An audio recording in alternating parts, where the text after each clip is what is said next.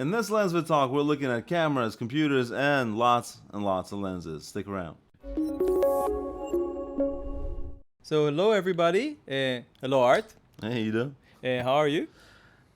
Getting over a cough, but if my voice sounds extra manly today, you know why.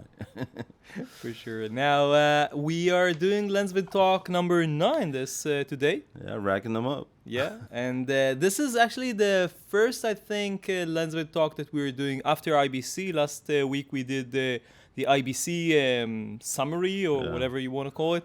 And today we're basically doing a regular LensVid talk. We have a lot of news that we gathered from the past, I think, month and a half. That's right, lots of lenses. Cameras, yeah, there is a full list here. A big list. Yeah. Big list, yeah. So we're just going to start. Some of them are like a few weeks old. So that just so you will know. Let's start with something from Nikon, the Nikon ZF. Yeah. This is... I remember doing, I think it was probably quite a few years ago, we did the Nikon DF review. Mm-hmm. That was, I don't know if you remember it, Nikon had this vintage looking DSLR camera. It was pretty great camera, but it has all sorts of quirks. I don't know, I know that a lot of people liked it, especially the look. But this is the ZF is the first time that they're doing a mirrorless version of that, like full frame, because I think they have an APS-C version, if I'm not mistaken. I think, but this one is a I don't know if it's fair to say that it's a Z6 Mark II in a vintage body, but probably more or less. Now, I'm not going to go over all the... It's a 24 megapixel sensor, and I won't go over all the specs, because I think that people are not buying these sort of cameras for specs. It's definitely for the look and for the feel, right? Yeah. There's a niche, I think, a pretty solid niche of users that want that kind of a camera that'll give them that kind of picture, right? That's why, like, I have a few guys that I talk to that are big Fuji users because of that, because they love that feel, and trying to replicate that is with a different camera is just I agree. I think that there are people who like it's not just the look, it's the way the camera operates with the dials and setting the ISO with the dial and everything. Of course, I mean there's something about tactile buttons and switches. It's more ergonomic than menus, and the look of it has that. No, for sure. No, I'm not a very retro guy. I mean, I would love to have like retro cameras like in the background, but actually operating them and working with them, we did some Fuji reviews in the past. I wasn't a big fan of that. It depends, there is a fine line between things which are a little bit annoying and things which are really, in my stand view, in the way of getting yeah, exactly. But again, to each his own. If there is a crowd of people who are interested in the vintage look and feel, then by all means, that's a camera for them. So that's the Nikon ZF.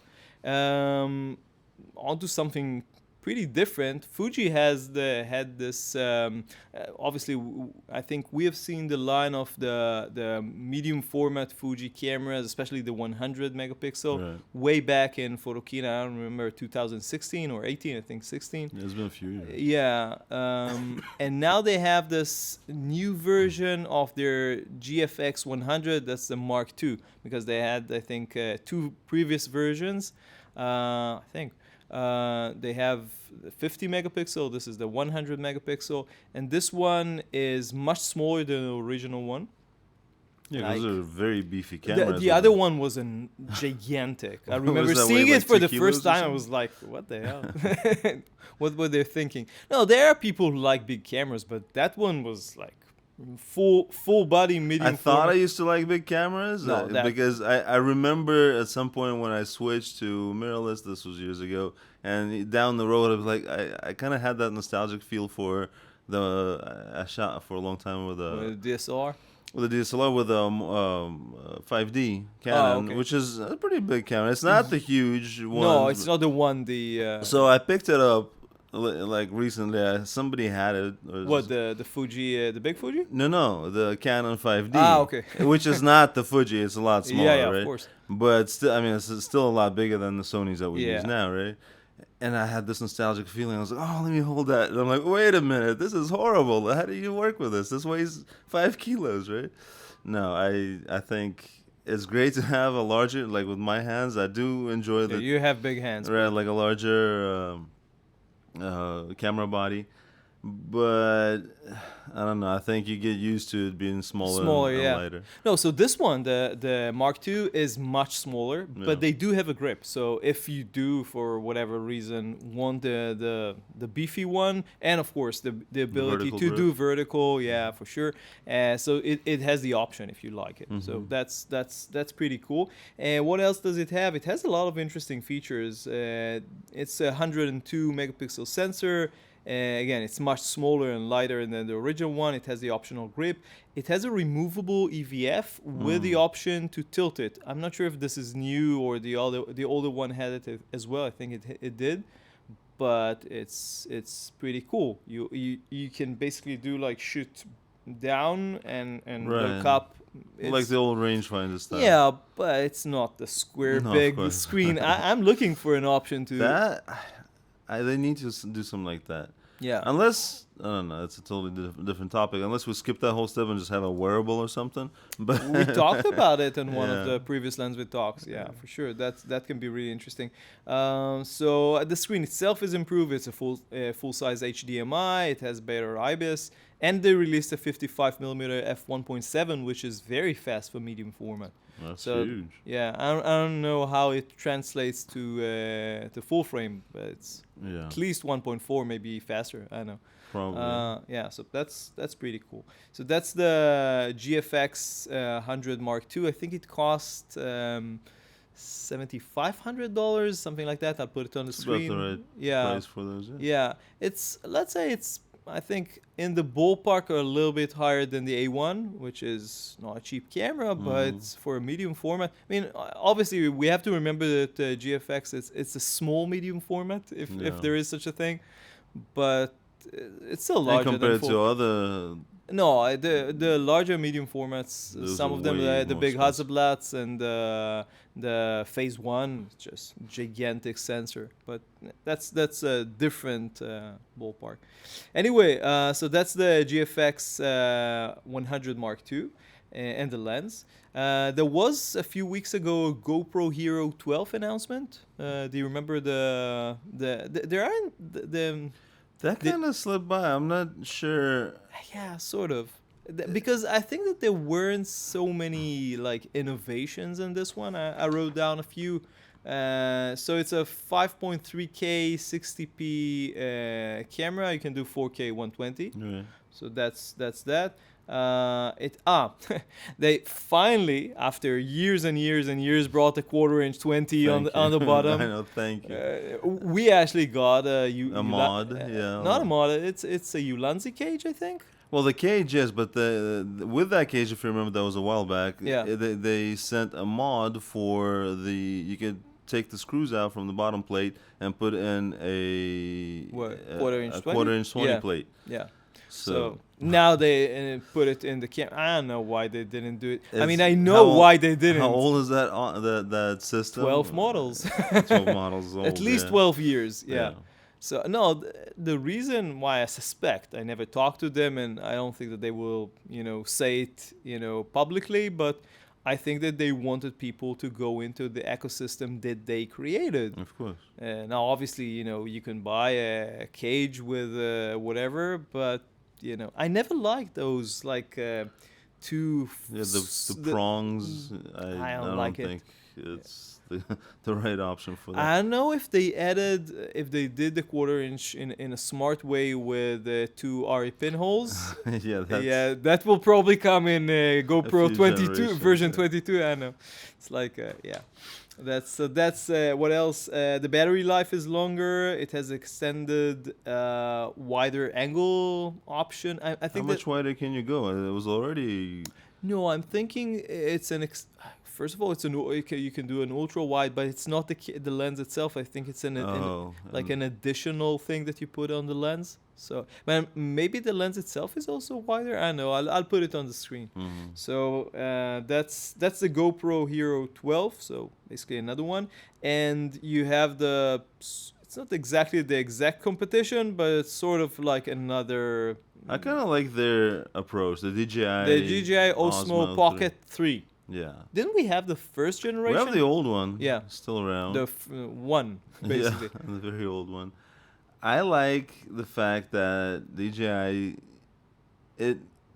the previous iterations were great for those years. I mean, they didn't really hold up, I think, to today's test of technology. time, Right? yeah. They're not, I mean, no camera or no technology is ageless, right? I mean, Yeah. they kind of wither out pretty fast. But this one, I think the older ones they're very limited. Yeah. This one, I think, is a big step forward, and I like how they're not competing they're not letting go of their form factor. Yeah. It is what it is, and I think it works for a lot of people. It's a longer. It's not the square rectangle like not horizontal. It's a but- little handle. Yeah. I think it's gotten a lot shorter now in this version. Oh really? Yeah, it's more compact, and it's got a nice little screen because the previous screens were just And tiny. the screen is tiltable, Right, right? and you can flip the screen. You Yeah. can do. What's the logic of this tiltable screen? I When think would it lets you need preview because a lot of people are going to be using that for vertical video, and I think when you flip that screen, you actually preview what it's going to look like vertically. No, but the flip, it's always vertical. The thing is that you can do it horizontal. So I'm thinking. Or the other way around. Yeah. exactly. Okay. Yeah. So what you flip from horizontal to vertical instead of flipping like this, you just flip it in the camera and it's because the sensor is like open gate-ish. It twisted it and I'm not sure how it works physically, but yeah, I would. it makes sense. Yeah, That would make sense. yeah. Exactly. Okay. Do we have any specs that I wrote down? No. Well, I'll It's a put 1-inch sensor. Is that a bigger sensor? Oh now? yeah. That's important. So better low light capabilities, I'm Yeah. suspecting. So that's a big thing. And usually what they do with any new iteration, I think GoPro is doing this as well. Like they upgrade all the stabilizer thing and all the software Stabilization features. is pretty amazing. On all of actually. them, yeah. Even the previous ones. Yeah. The way it's pretty seamless and it actually works great. I mean, even the old one, you I'm run around assuming with it that and in a it's- couple of years we'll see like ones which you can, I wouldn't say like shake like this, but you can run with and it would look like completely perfect. Yeah. If you have like a small camera with a fairly large sensor, you can crop enough. I'm guessing if the angle is, if you have like a wide angle lens, you can crop enough that you can basically fix any shakiness that you get. So that's the DJI Osmo Pocket 3. Now we are getting into some fairly new announcement from Canon, and these ones are really interesting. So the first one is not that new, but still very interesting. The Canon 10-20 f4. So that lens that's an amazing lens. I mean, I'm talking about the specs alone. I didn't obviously test the lens, but this is I think the widest zoom full frame lens ever. We heard about 10-20 or 10-18 or whatever. I think that Canon on APS-C. I think that Canon fairly recently announced an APS-C or like an R version or RFS version of their older. I think they had like a DSLR, a similar DSLR lens, I think. But this one is like a full frame. It's an f4, so it's not very big.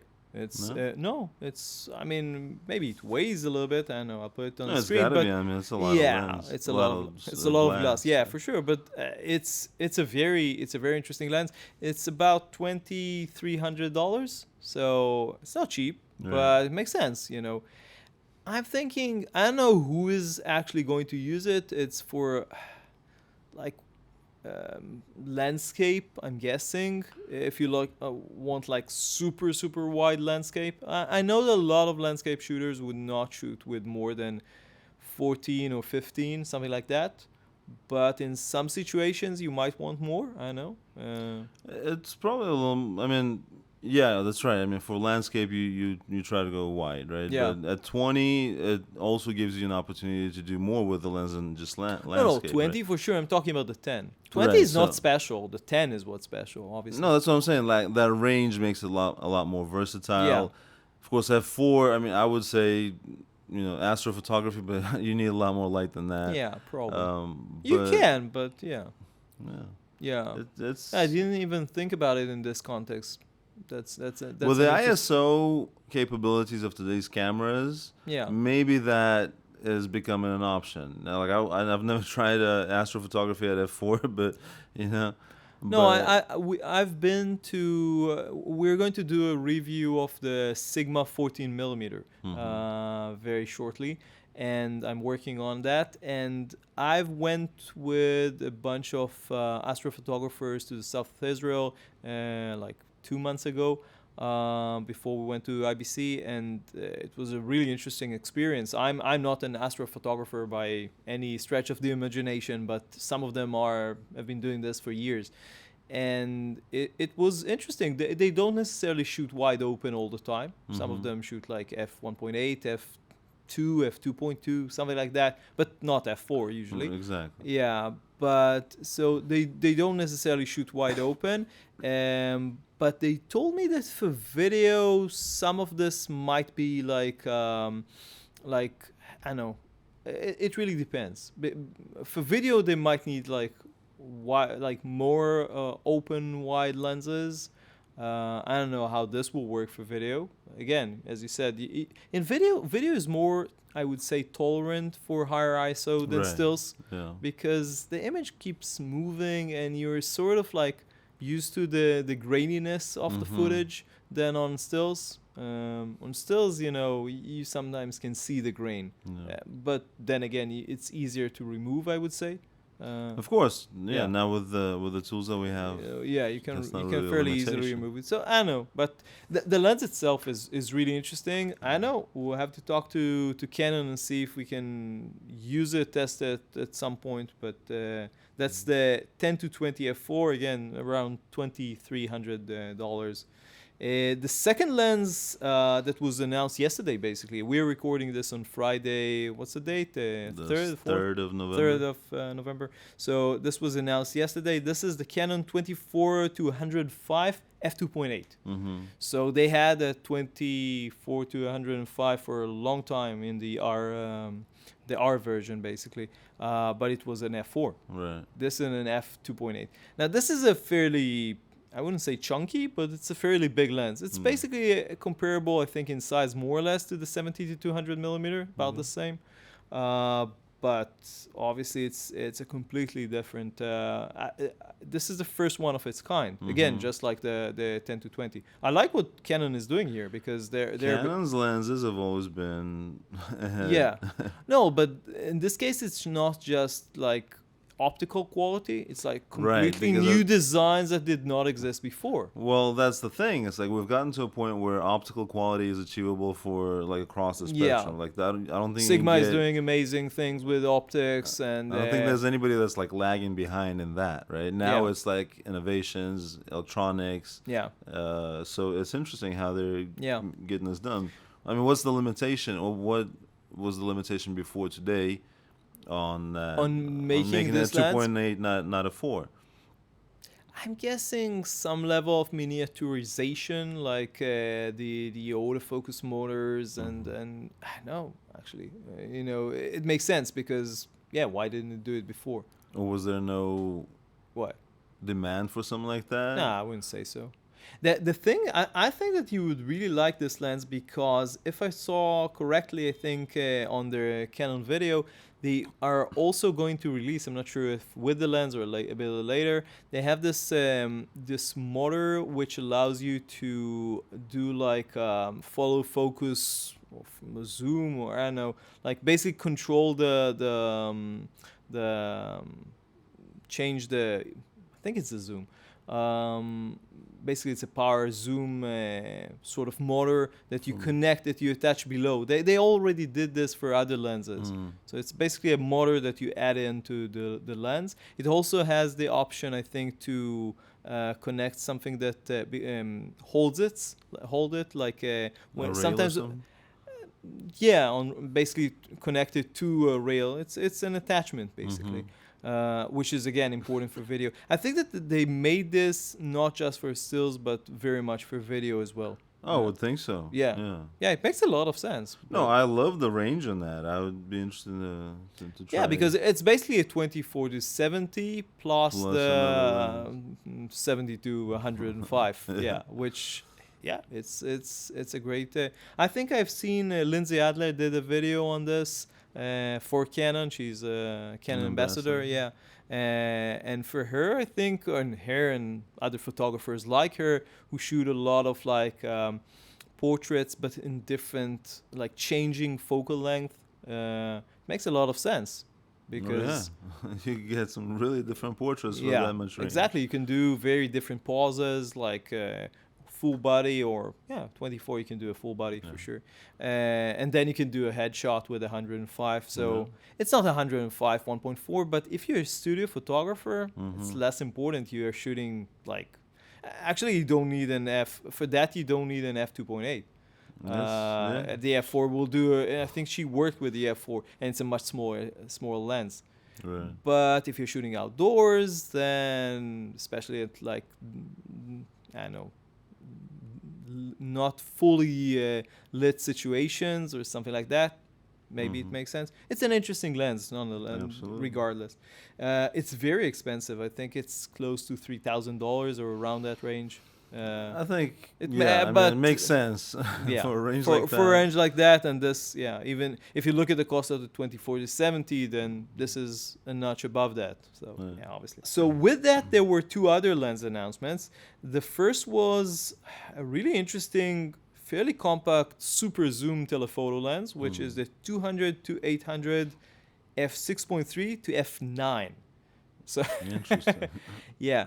It's fairly small for what it is, for an 800 millimeter lens. They already have like a smallish 800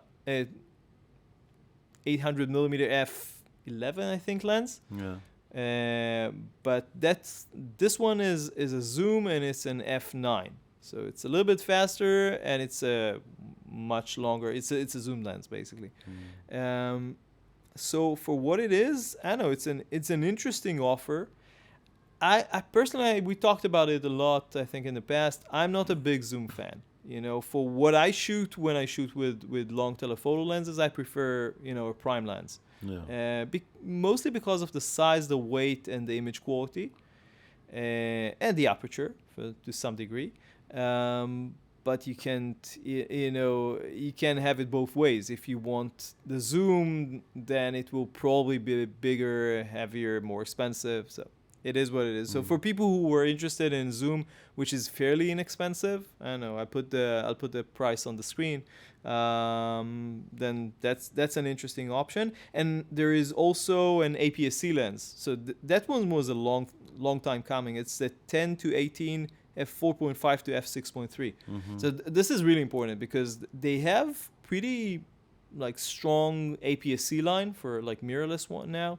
They have the I think 150, 10 and 7, right? More or less. Something like that. Yeah. We shot a video on the 50 for Canon some months ago. Yeah, it was in May, I think. So but they have quite a few cameras. The problem was the lenses, and especially they didn't have like an ultra wide. So that's right. Now so this one with this, I mean, it's a slow lens. But at least you have the option, especially if you want like I don't know, again, landscape. I don't know how it works on like city, if you're shooting buildings and stuff like that, architecture, but should be okay. So these were the recent announcements from yesterday. I think that one was a few weeks back. But Nikon, besides the ZF, they also announced a 135 millimeter f1.8. So everybody has them. You know, Canon. That's right. I think Canon has one. Sony definitely has one Absolutely, yeah. for many years now. And this one is, I don't know. It's out of the three.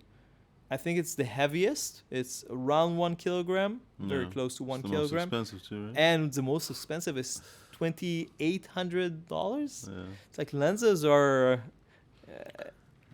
Everything is getting more expensive. everything is getting Yeah. but it's I have a Samyang 135. We did a comparison to the Sony way Yeah. back. I'm still like not sure about the autofocus on that lens. Obviously, we didn't test the Nikon, but that could be a really interesting lens. It's 135 is fantastic. It's a great. I love that. Speaking of, the difference between a big zoom or a really nice quality telephoto. This one's probably one of the best. I would say for headshots, it's amazing. For half body, I mean, you need to remember that you need to be pretty far. Yeah, you need a lot of room to work with these lenses, and sometimes it will, if you're not used to working with them, it can be quite a surprise how far do you need to go run to out of room, right? Yeah, to actually shoot. Even in this studio, which we have a big studio, you need to go pretty far, to get anything besides like a headshot. Yeah. So, but it comes with the territory. That's the lens. So if this is what you're looking for, the Nikon exactly has this. And talking about Nikon, they also introduced, I think this again is not super new, a 600 millimeter PF. I think this is a 6.3. So it's not the super high end f4 iteration, but this is a PF, the light one. Mm-hmm. And I think I've seen Steve Perry just did a review, and I think yesterday he did another update of his review, and that's a very impressive lens. It's the PF line was always very, very impressive. I think in a sense this is the Z mount version of their 500 5.6, which was a DSLR lens. You could have adapted. I think a lot of people did adapt it to the Z with an adapter, but in this case, I think what they've done is they recreated it as a 600, not a 500. So it's a slightly different lens, but it's super impressive. It's 6.3, not a 5.6, but it's still very, very light. I think it's about the same weight as the DSLR version. And the image quality from what I've seen is fantastic. And the autofocus, which is probably for these sort of lenses one of the most important things, is spectacular. It's super, super fast. Again, according to what Perry did, and he's doing. I would think so for a line. I mean, it's a very important line or lenses for them. It's not the very, very premium, but they have to make sure that it's. No, it's super competitive in terms of the image quality versus the f4 line, but obviously it's not the same aperture. What I'm missing as a Sony user, I'm missing the PF line for Sony. Yeah. I don't know why they're not doing this. Not super, super high-end telephoto prime lenses. I know. I've asked Sony about this. Obviously, they're not saying what they're going to come up with, but I've been asking them for this for a long time. And I don't know. Definitely. I mean, Sony lenses are great. And Sony competition lenses are great, very good. No, I think it would be great. I mean, we've talked about the different lines of cameras that Sony's making. I think it's time for them, Sony. I think it's time for you to start making some lenses and not so far out category. No, I think it's specific. If you look at the Sony line, Sony has a gigantic line. I think the biggest of any manufacturer of especially full-frame lenses. Mm-hmm. The problem is that they're more or less ultra wide 235 That's They stop that's the at. almost the bulk of the lenses. So you have the 200 to 600, the 100 to 400. Again, zooms, which, as I said, I'm not a big fan of. And you have the ultra high-end prime, like the 600 and 400, and now they're coming up with the 300. They announced the development of the 300 f 2.8. Which will probably come sometime before the Olympics. The Olympics, yeah, the Olympics is always when manufacturers, always push in like new cameras, new bodies, new lenses, usually telephoto ones. So that's coming. But yeah, this is a segment of the market, like telephoto primes for Sony that they're missing. Telephoto primes in the above, let's say, 400 millimeter range, light and fairly inexpensive. Yeah, that would be if that that's not too much to ask. Yeah. So talking about telephoto, but this is like a more normal range telephoto, so zoom telephoto in this case. The Sigma has announced that they're finally, I think, developing the 70-200 f2.8 for mirrorless, L and E. So that is in development. I think that they first announced that it was in development, and then I think this week or previous week they actually announced, or they had the full specs or most of the specs of the lens that we can put them on the screen, at least the important part. But I think that was missing from the Sigma line for a long time, because they have the 24-70, I think the new version, or the mirrorless version, and now they have this 70-200, which completes this duo. I would say they have. Do you remember if they have something equivalent to the 16-35? Sigma wide. I'm not sure. I don't think so. I haven't seen. No. I haven't used any Sigma zooms. Yeah. We've been looking at just the prime. No, I think at some point I used the 24-70. It was kind of bulky. Like an old one? No. I think the new one. The one that they have? Yeah, the recent one. And I don't remember what was the issue. We didn't do a full review. I had some issues with it on, I think, the A1 at the time. It was like over a year ago. But maybe something changed. There are some talks again about A1 firmware update. Again? I know. We will have to see next week.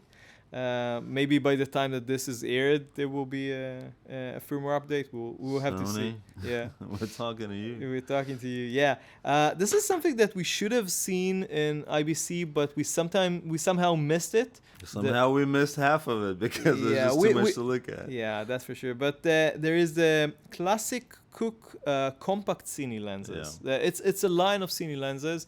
And I think they are now, not now, but a couple of weeks ago, they were announced. It's a E-mount. I think there is a 25, 32, 50, 75, and 100. The full line. So it's a sort of. I don't know. I would say it's more or less like covering everything from 25 to 100. They're expensive. I mean, sure. I mean, it depends on your expectations. It depends on if you know Cooke or not. Yeah, exactly. Because Cooke lenses, the Cine lenses, the big ones, are super expensive. So these are around 4,500 each. No. So again, it's if you're used to $1,000 Cine lenses, then this is expensive. Yeah. But if you're thinking like high-end Cine lenses, then that's much more affordable. They're very small. I think they balance very well on a gimbal. Then this is really important. I would and from the early I've seen, I think, at least one review of some of them. It's very good. They have a very distinct look, like Cooke usually have. That's right. And I think in IBC we talked to somebody who worked with them a little bit and said some very good things. At the end of the show, I think there was this guy. So I know it's something, you know. If this is what you're looking for, if you're looking for the Cooke look, then Cooke look, then this is. This is I think it's last time we talked about this. The entry to cinema looking, cinema grade, Yeah. and quality Yeah. picture and audio at the same time Yeah, too for sure. has gotten so much more affordable. So, Yeah. and yeah, $4,000 No, that is not your everyday. it's affordable buying for price. Cooke, but Yeah, it's exactly. not affordable for other. No, yeah. but it's just it's another marker of where the industry is going. Yeah, I'm thinking, for people who are used to the very, very high end, but want, something which is more Smaller, compact. yeah. Yeah, this is definitely, and again, for gimbal work and stuff like that, it makes a lot of sense. So that's the classic Cooke compact Cine lenses. Another Cine lens, sort of Cine lens. I don't know the TT Artisan. Yeah, I never know how to pronounce it. That's a really interesting lens. This is a 500mm f6.3 manual focus. Again, I don't know if it's right to call it a Cine lens. You can shoot it. You can shoot stills with it, but it has gears. Right. Not very wide ones. It's like narrow gearing, but still, from what I've seen, it's a gearing. What can I say about it? I don't know. The build quality looks good. It's, I think, not very expensive. TT Artisan is a very interesting. All their We never tested, I think, any of their lenses, right? No, I had one, maybe two, like way back. Not way back, 5-6 years ago. Maybe I had one, like the tiny ones. They have some really interesting lenses, and they're always really good. And somehow they're able to minimalize. Like, no, it's very mechanical. It's completely mechanical. But what, are you talking about the size or? Even, yeah, the ones that I played with Yeah. years ago were very small. And then they have, and now this many years into like their development, of course, they're adding 500. I mean, it's got to be a kind of a chunky lens. No, it's a long lens. Yeah, I think it's not super like fat, if you like, but it's quite long and it's fully metal, so it's probably pretty heavy. Yeah, they're always very hefty. I would say that if you need a lens for video that can like a long lens for video with a full focus motor, that might make sense, as because what other options do you have? That's if you want like a 500mm, this is an f 6.3. Yeah. It's for daylight shooting outdoors. I don't know if there's many options. No, I mean, especially like we talked about the new Nikon 600mm PF, but that's not a video lens, and I mean you can adapt it. There are Cine lenses more out expensive. there, like real big telephoto, but those are like very super high expensive. Yeah. So this one, I mean, do you have the price? And this has got to be a lot cheaper. I'm not sure. Because their lenses are not I'll put it on the expensive. screen, but yeah. All TT Artisan lenses, they make them so affordable. minimal, they're very affordable. Yeah. So yeah, I think, I mean, for how many shots will you create for on like you're working on a project, right? How many shots will you use this for? A couple, right? So it really depends if you're shooting like a nature production. yeah, if you're shooting bears and somewhere in the you woods, probably not get this lens. yeah, but I mean, there's 6.3. I mean, maybe you can shoot a low budget like nature bear movie, yeah, whatever, yeah. But no, I'm saying like for something, if you just need a few shots and it's affordable and it's probably, it's something that you can buy, you can afford without like breaking the bank for this specific task, basically. There you go. Yeah. So that's the 500 f6.3 manual focus length. There is something that we saw again on IBC, the Hollyland M1 enhanced. Right. So did you get what was the enhancements? I think it's not a lot of things. Yeah, from what I understood, it's the connectivity and the something to do with the menus. I think they improved it somehow. Yeah, I think they have a new interface or something. Yeah, so we're talking about a receiver a transceiver monitor, right? It can both receive and send it's out. 1,000 nits, 5.5 inch touchscreen with the range is 150 meters or 450 feet. Yeah, I the think. range, Hollyland range Yeah. has always been great. The connectivity is great. I think there might be a lower latency function. I think that they've stated like 0.08 seconds. Yeah. So that's super, Well, the super one fast. we have two of them, right? We have the previous version, Yeah. and I didn't see latency issues. I mean, we don't do a lot of like fast moving We're type not stuff, doing. but I'm not sure if we're always the right. I mean, we should always put like a parenthesis Yeah. on every monitor test we that don't we're do doing. extreme shoots. We're not doing like very fast full focus racking. So if you're a full focus guy, you know, I'm not sure if you need to watch other reviews who Right. are for specifically for people who are doing that. But for normal operation, it was fine. Yeah. I think it's a We great use it product. quite a lot. We use it on that Canon production that we did. It worked very well I until the think- battery died, but it has nothing yeah. to do with that. Bring more batteries. right? Yeah. No, the concept is great. It's an on-camera monitor. It's small enough to just be on your rig, and they're working on a 7-inch. 7-inch, yeah. It's coming. Hopefully next year, yeah, something like that. And you eliminate the wireless module to send wireless HDMI to another Yeah. monitor. I'm not sure if they're the only ones doing this, but No, of they're course not, but- one of the best, I think, and in terms of if you're considering the price, you know, Yeah. because the Teradek I think have these ones are like super. I Right. mean, for what they are, I'm sure they're great, but you know, it's a much higher price point. So that's the M1 enhanced, and again, One thing I think about Hollyland, this one, it's only 1,000 nits of brightness. yeah, it's not a It's fully not- outdoor thing. It's not. That's not amazing. In the midday sun, you No. don't. You need 25. It's an up. outdoor, but like shade Yeah. and yeah. It So would- on the 7-inch, if they could make that a lot brighter, I think that. for what I know, 7-inch making 7-inch monitors brighter Is a lot requires a lot of power. Yeah. A lot. Like I would make it with a V mount instead of NPF. Yeah. Probably, and I don't know what they're planning because I didn't see it. But it was shown. I think the prototype was shown in. It wasn't shown on IBC for some We didn't reason, see it. but it was shown I think on NAB earlier this year. So I don't know. We'll have to see next year. Oh, we're moving into like accessories territory now. Well, this was an accessory, but even more accessories. So we're speaking with these are the NT1s. NT1s, the new NT1s, and now we have an updated version of the super popular SM7B microphone. Yeah, so this is the SM7DB microphone. And it has some interesting improvements that I think a lot of people would really appreciate. I think the idea here was to create the same like audio quality or the same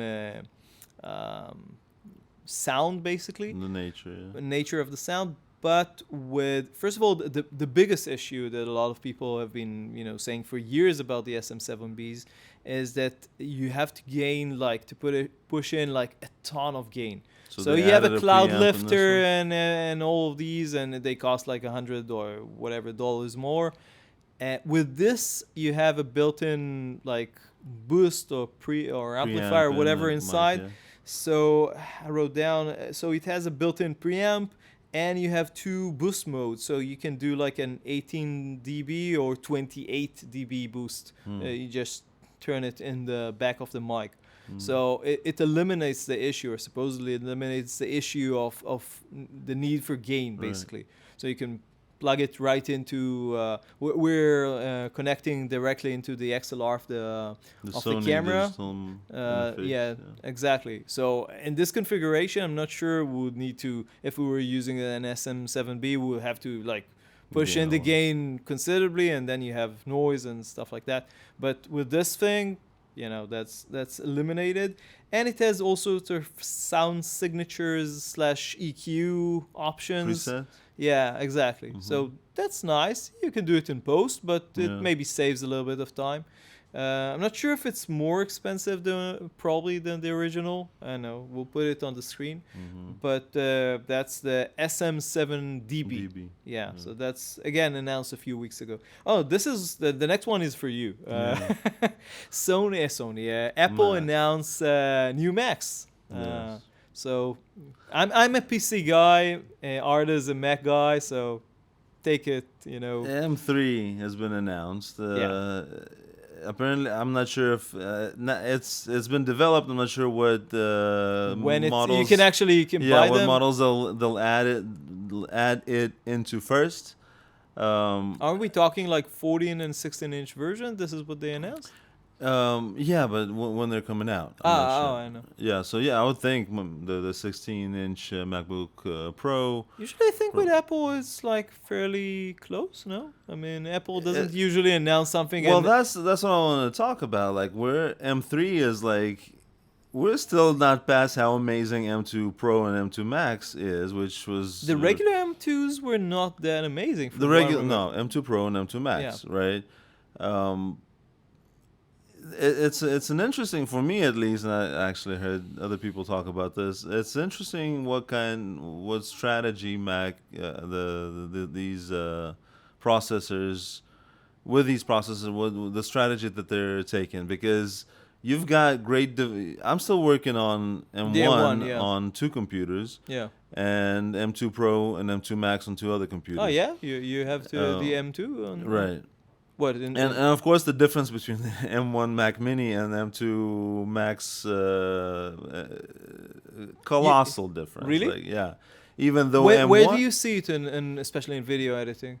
In DaVinci, I'm guessing. Right, in DaVinci video editing, any kind of, well, now with the AI tools and the processing, we talked about the relight feature and did you try relight on the M1 and then on the Max, and you see a huge difference? Huge difference. Wow. The M1 will struggle, like really struggle. It'll take minutes to see the results, and then and the in render the M2, M2 is seamless. Oh, really? It just does it. It just eats it up. Wow. The render will take a few more minutes, of course, okay. but you know it will. There's a difference, right? But I'm saying I can still do.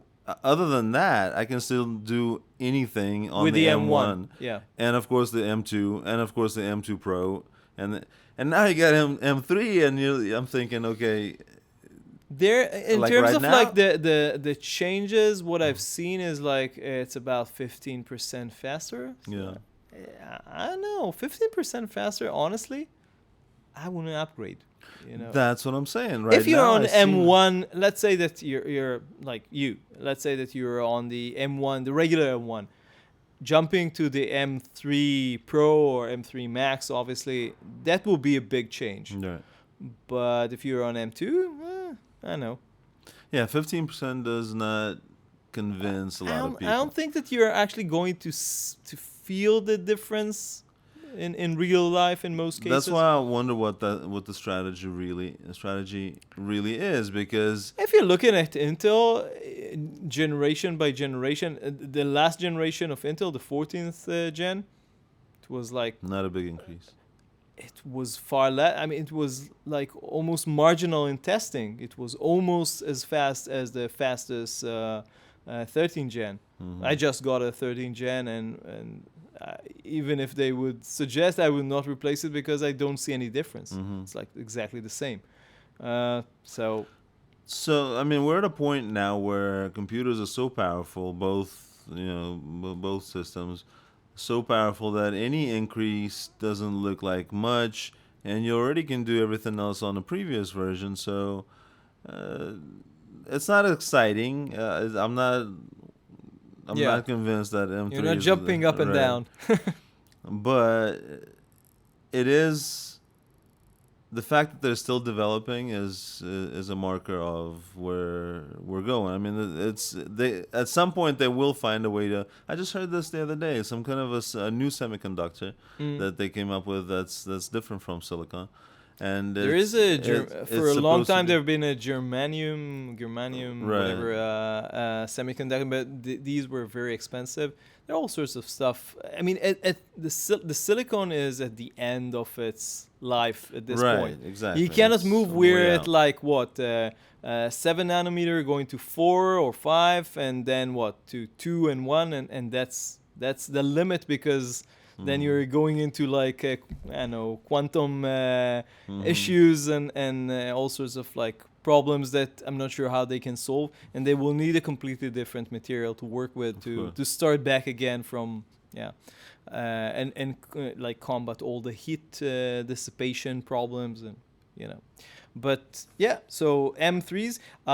What I found interesting about all of this, because again, I'm not a Mac guy, but they did this whole, like they always do this whole Big epic big presentation. epic presentation with like a drone and all sorts of like crazy shots, which is nice as a cinematographer or videographer. It's nice to look at, but in this case, there was a twist.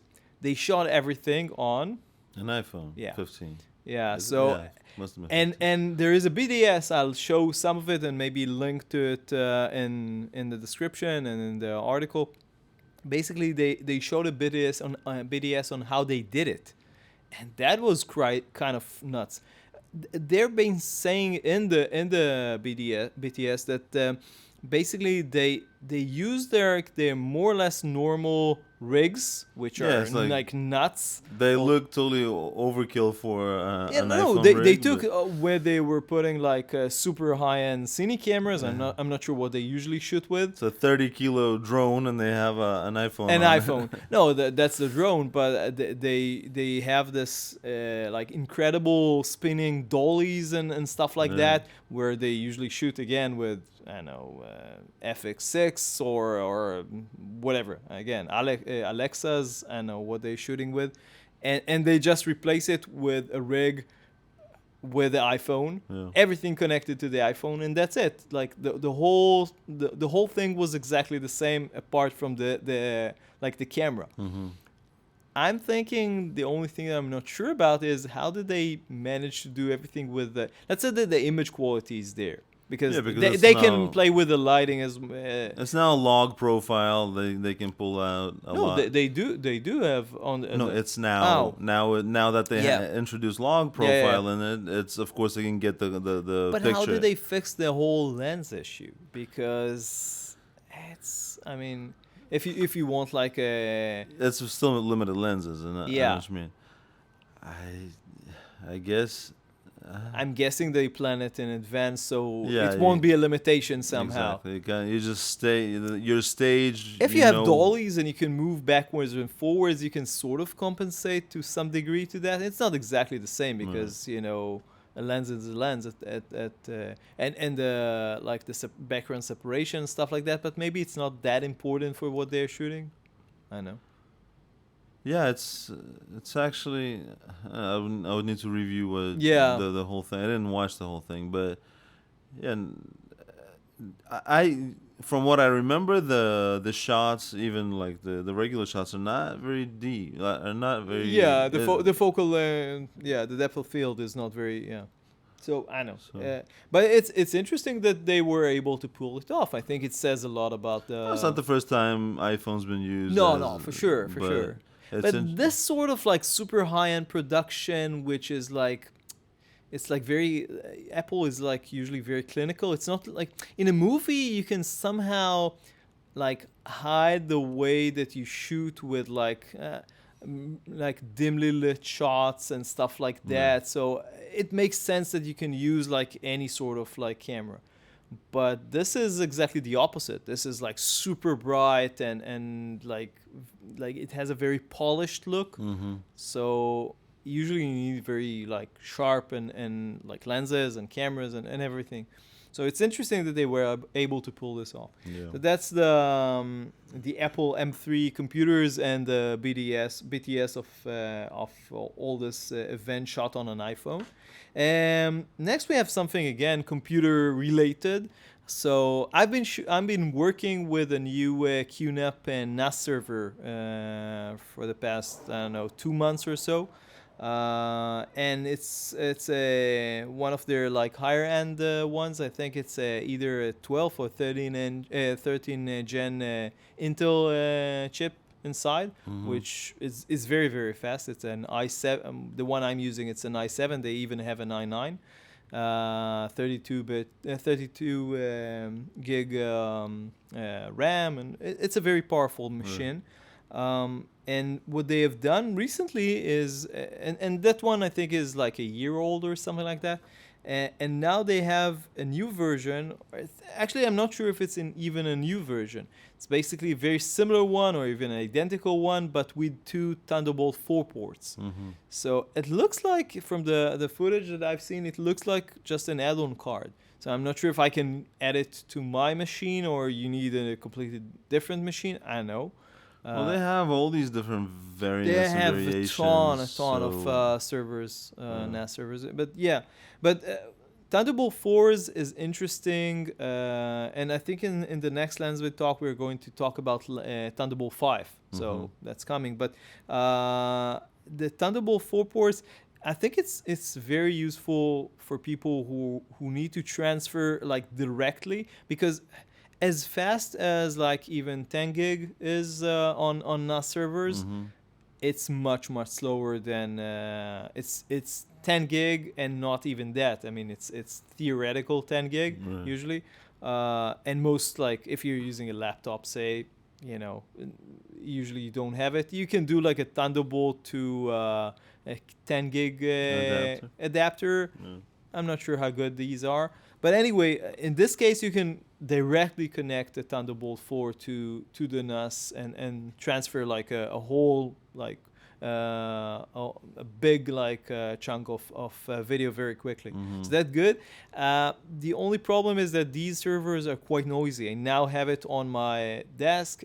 And I have it because I'm still transferring and organizing some stuff, but usually it's in the other room, because you can't really work with these things. They're really noisy. It hums and... Nah, so it's like it's not the server necessarily itself. Sometimes it is. The fans kick in sometimes for no apparent reason, which is like really strange. I'm looking at I'm in the NAS configuration, and there is nothing going on, and the fans kick in. I don't know why. The temperature in the room, I know, but and it's quite noisy. But usually it's not noisy on its own. What makes the noise is like having 6 20 terabyte drives with all the sick noises. Like, it's really annoying. So that's that. So that's the 2 Thunderbolt 4 connection version. TVS-h874T. Yeah, TVS. Yeah, exactly. TVS-h8. I'm not sure if there is. The H8 is basically for 8 bay. I don't know if they have other versions like 6 bay or 4 bay or whatever of this line. So TVS H874T. That's the T. The T is for, I'm guessing, Thunderbolt. Yeah. And before we wrap things up, we have something which is a software, or not even software, it's AI-based thing. Amazon just announced that they're working on, how do they call it? It's a replace background AI thing. So we've seen that, I think, in a lot of software. Basically, Adobe has this and Photoshop, but this is specific for a lot of people who are selling on Amazon. Products, so let's say that you want to shoot this, glass, and you don't want this boring white background. You want something like more interesting, background with an umbrella and all sorts of like things that you put next to a glass. You can do like a text prompt thing and edit.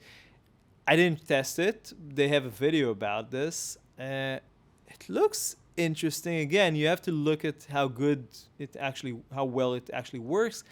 but Amazon images are not very big. Like the resolution is Yeah. not very good anyway. Right. So I'm So it guessing should work pretty well. I mean, at this point, we're well into the development of the. yeah, And there's background been replacements. in Yeah, a for year. sure. There's been what Yeah. 4 iterations already? At least 3, 4 iterations. What are you talking about, Adobe?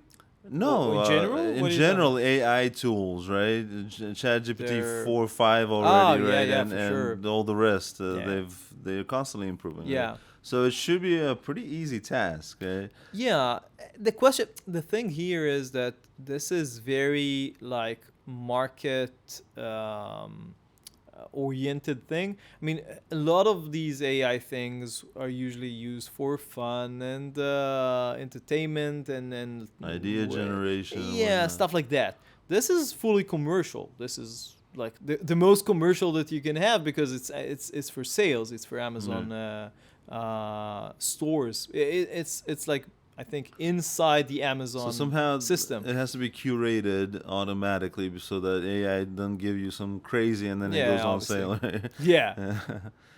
No, but they have Amazon is very strict. I've been working with people who have Amazon stores, obviously, and they've been telling me that Amazon is like super strict about the white background and the size of the images and everything. That they want very strict things. So I would guess that, and I think that the rollout of this is like they're saying we're rolling this out not in like one go for everybody, but in like just for specific customers, getting feedback and improving it. And they have to try it. so, before, yeah. letting it loose. Yeah. So that I'm guessing that's that. Why I'm bringing this up is not because this is that interesting in general, because again we have this in other platforms, but because I'm a lot of product photographers. We are basically product photographers. Are working with Amazon stores or people who run Amazon stores, and to some degree this will make their work, I wouldn't say redundant, but they would probably have less work. Yeah. So this is something to keep in mind. I mean, if you can take with your iPhone a decent like white background photo, then you can play inside the Amazon. Put in whatever make background it you look want. very high end, very stylized. And Exactly, very, and then you don't need a photographer. So yeah. I'm this we talked about AI quite a bit here on LensVid Talk, and I think that for the most part, what is going to change for a lot of photographers is that a lot of the lower end work is going to be eaten up by AI very quickly, and we are seeing this right here. Within a year. Yeah.